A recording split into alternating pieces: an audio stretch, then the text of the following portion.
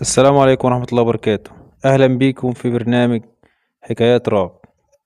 القصة دي مؤثرة جدا. نبدأ قصة ونقول بسم الله. الحكاية دي حصلت لواحد صاحبي اسمه عمر من المنيا، شاب زي أي شاب. في يوم لقى أبوه بيحكيله على حلم شافه. أبو عمر قاله إن شاف في الحلم دهب كتير جدا تحت البيت اللي هم عايشين فيه. كان مجرد حلم، وعدت الأيام وبعد سنة أبو عمر مات. اللي قلب الموازين بقى إن أم عمر شافت هي كمان بعد موت الأب حلم شبيه للحلم اللي أبوه شافه، وكأن حلمها بيكمل حلم جوزها الله يرحمه، لأن المرة دي الحلم بينتهي إن المقبرة اتفتحت على إيد عمر. أمه حكت له على الحلم وتفاصيله.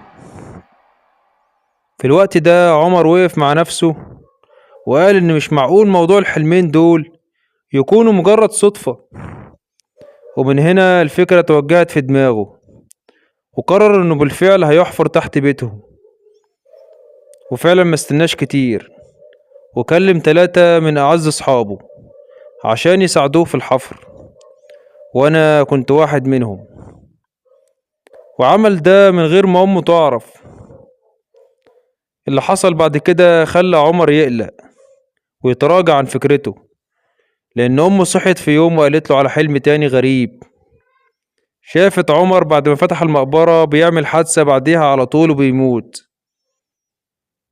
عمر بالفعل صدق أمه، لو كمان قرر يبيع البيت، وبالفعل باعه وخد حتة أرض تانية بعيدة عن بيته القديم.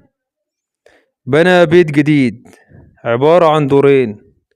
الدور الأول أمه قعدت فيه، والتاني قسموا على شقتين، شقة ليه وشقة لأخوه.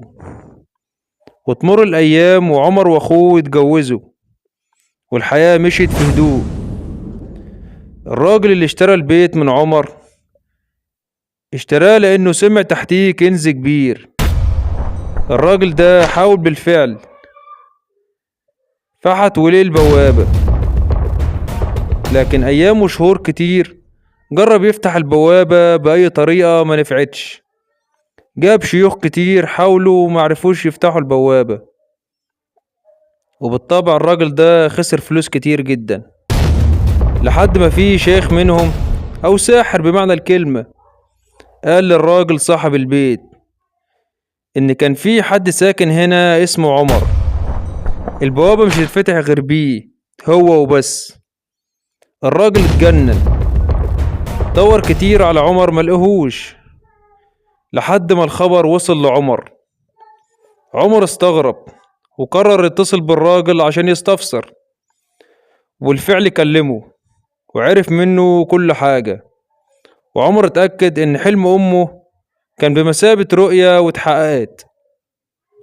اتصادفت بقى في الوقت ده ان ظروف عمر المادية كانت بايظة خالص، دخل في ديون ومحل البقالة بتاعه هو واخوه بيخسر. لو كمان في الوقت ده للأسف دخل سكة المخدرات، وعقله بدأ يغيب وبدأ ما يبقاش في وعيه أغلب الأحيان. وكأن كلام الراجل ليه كان طوق النجاة، وجاله في أنسب وقت.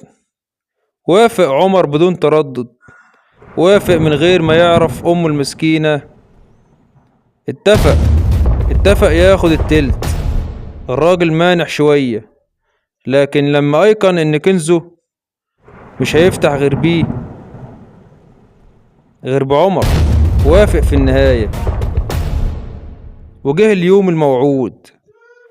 عمر راح فعلا، البوابة اتفتحت على ايده، والجماعة خرجوا دهب كتير، لكن الراجل ملحقش يتهنى بيه، لأنه فجأة وبدون مقدمات اتشل، مبقاش قادر يتحرك. والدجال صابه نفس الموضوع، وسمعنا انه انتحر. عمر الوحيد اللي خرج بالسلامة. وعدت أيام والفلوس جرت في إيده وسدد ديونه، وطبيعي داس أكتر في سكة المخدرات. بس للأسف عمر مات بيعدي الشارع في يوم، عربية نقل خبطته، مات في ساعتها. مات لأن قدر طبعا، وعلشان صدق حلم أمه الأول، وللأسف مصدقش أو مهتمش أو نسي حلمها التاني. وبكده تبقى خلصت حلقة النهاردة، ونشوفكم في قصة تانية. السلام عليكم.